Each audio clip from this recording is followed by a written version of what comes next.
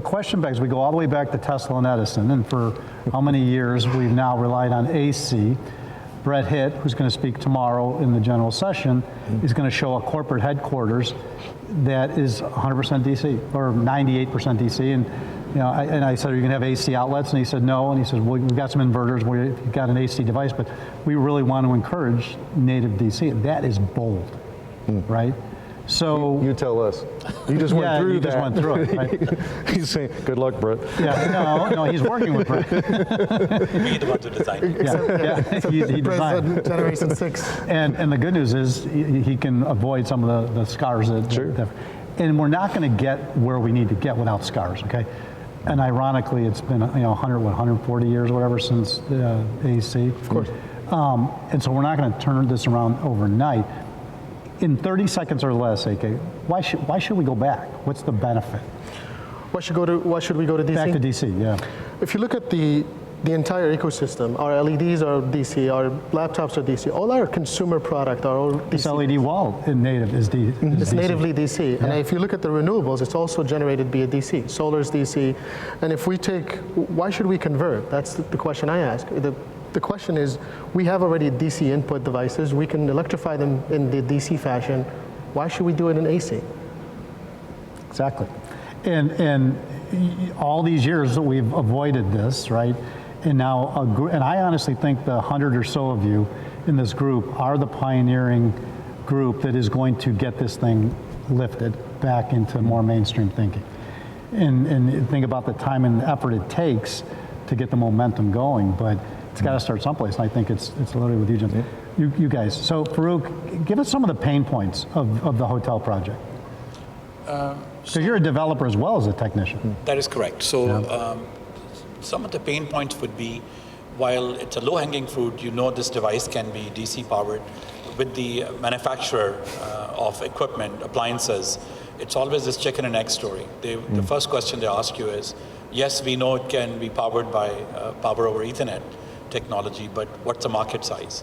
So they are not willing to invest in certifying the UL and other certifications that this could be a DC powered. We recently had one of these providers of cooktop, a company called Invisicook. They have now gotten certification for DC powered cooktops. So it's a big need in New York City, for example. The recent study came out, natural gas burners somehow are not good for your brain health. So all of a sudden, a lot of homeowners in New York want to change their gas stoves to electric stoves. But those buildings don't have electric infrastructure. So this is a great opportunity to use fault-managed power to take power up these older buildings and have these cooktops that are DC powered. So Derek, how many years have you been at it? 14. 14, okay, that's a long time. That's a big investment. You're laying the foundation for the steel to come, right? What inning are we in? We're stealing home. But I mean, are we at the stadium yet, or are we in the third inning? I mean, absolutely, yeah. It's interesting because, so I described LumenCache from the technology standpoint because we're a couple of nerds up here together, right? But really, what we solved is to make this practical for builders. No, I get you're at home plate. But the industry. But the industry, are we still at the beginning after 14 years? I think the challenge that Farukh just said is probably the biggest because it's the chicken egg problem.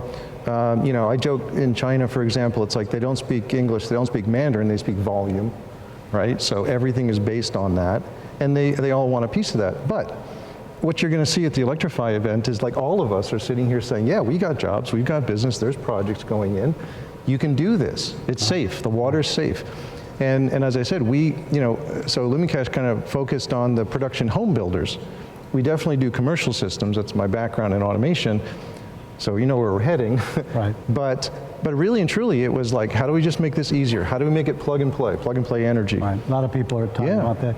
So if you think that we're not even, but let's think we were 1% of built infrastructure is using DC, okay? Not even. How many, it's less than that, right? How many years before we're at 5%? Can I throw this one out with respect to copper? Please. Right? Think about it. So copper prices right now, 10,000 a ton. going higher because you have all the electrification going on, you have all the heat pumps, again, uses copper, all these things. That seems to be the gift from heaven for our industry, because every electrician is going, oh my gosh. 5 years, 10 years? What do you guys think? Before 5% of the industry, of the buildings out there, are really taking DC power I serious? think it's less than 3 years. And I think Less than 3? I think it's less than 3 years. Wow. I'll give some insights. If you look at, I didn't play baseball growing up, I was an engineer, so I know about the algorithms. So if you look at the hockey stick that we all look for, we're at the beginning of it. Wow. And all it takes is that hard work that all these companies did for the past couple of years. But now when you have a company like Cisco and others that are big players coming into the industry and saying, I'm going to do this globally, and I want to deploy it, Right. it shows other customers that, yes, this is not a technology that's going to move What away. we found about with the big players, though, is they come in, they dabble, they go away, 3-4 years, they come back and they dabble. I have not seen a big vendor really wrap their arms around this and saying, we're committed for a 20-year period. I think that's because they have their own incumbent groups. So if you have something that's really disruptive, someone else has to change, and so that person either has to retire out of the group or whatever. Right. Yep. Right. So there's a lot, I mean, think about it. Construction is relationships. Yep. It's intergenerational, it's relationships, and so it's very difficult when you're the new kid. You know, I laugh because our warranty is actually, you know, we've been around longer than our warranty. Right? So if you have a 10-year warranty on something, you know, we've been around 14 years, you can offer a long warranty. Well, what I'm going to suggest tomorrow in the general session is any vendor who's trying to sell into a real estate company has got to video Brett Hitt's responses and conversation. This guy is the ex-CEO, co-chairman. He could be sitting on an island drinking any margarita he wanted. And this guy is committed to disrupt the entire construction and real estate industry. He is the most legitimate executive leader that I've seen who is actually doing things. Because I've seen guys come on stages, our stages. When the hype phase is up, they come in. When the hype phase is down, they disappear. Brett is the real deal. And what I'm going to tell everybody is, vendors, record this and send it to your, you know, when you go into meetings, show your prospects that other executive leadership is buying into this. Because I do believe it's much easier to sell, like you're the owner, you make the decisions. Much easier to sell top down than bottom up. Yep. Absolutely. And you know, you've got a program here, it's beyond the pilot, right? Yeah. These are not pilots anymore. No. Like, These are large-scale projects. we're experienced at just implementing now. Yep. Yep. And That's a change. Yeah, That's so a I change. agree. I mean, there's over 25 million in named projects in our pipeline thanks to the new version, the new product. Wow, We couldn't 25 million. Yeah. Wow. We couldn't do it with the old one, but the new one unlocks all of that. So that's what I'm saying. I agree with you. I think it's going to flip very quickly. And That's encouraging, you know, yeah. It's very encouraging. Yeah. Yeah. So you'll have plenty of examples The next biggest year. issue is going to be new construction versus retrofit. Retrofit would be more complicated, obviously. But any new construction project that doesn't at least look at this is making a big mistake. Yeah, that's a great Yeah, point. big mistake. So we're already over, which I knew we would be. 30 seconds, closing thoughts as the conference starts tomorrow. What's the message you want to get out to the industry about DC power as it's related to buildings?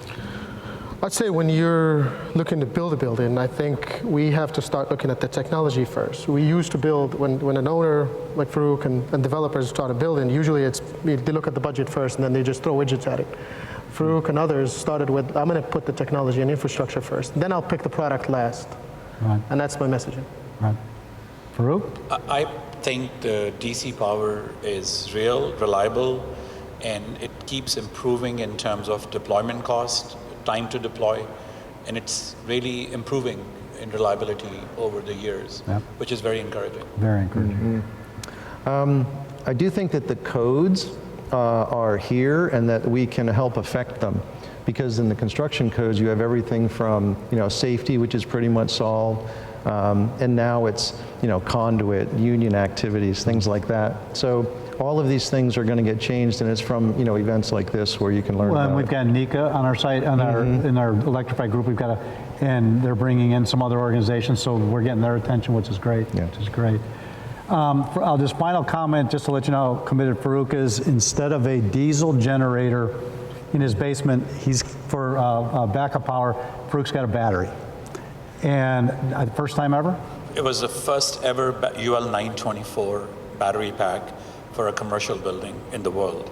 And the reason I know that is because that UL is under my name, you know. So, So you're looking at 3 true innovators, 3 pioneers, absolutely would call you guys pioneers, part of a little larger community of 50 to 100 on any given day, who are at the conference and doing a little side meetings in an event we call Electrify. So Electrify went from Fort Worth, and we're holding a little one here, and we're going to talk about the fall and how we get everybody together again. So gentlemen, thank you not just for today, but for all the commitment in your career and pushing this great idea forward. Thank you, Jim. Thank you. That's it. Thank you.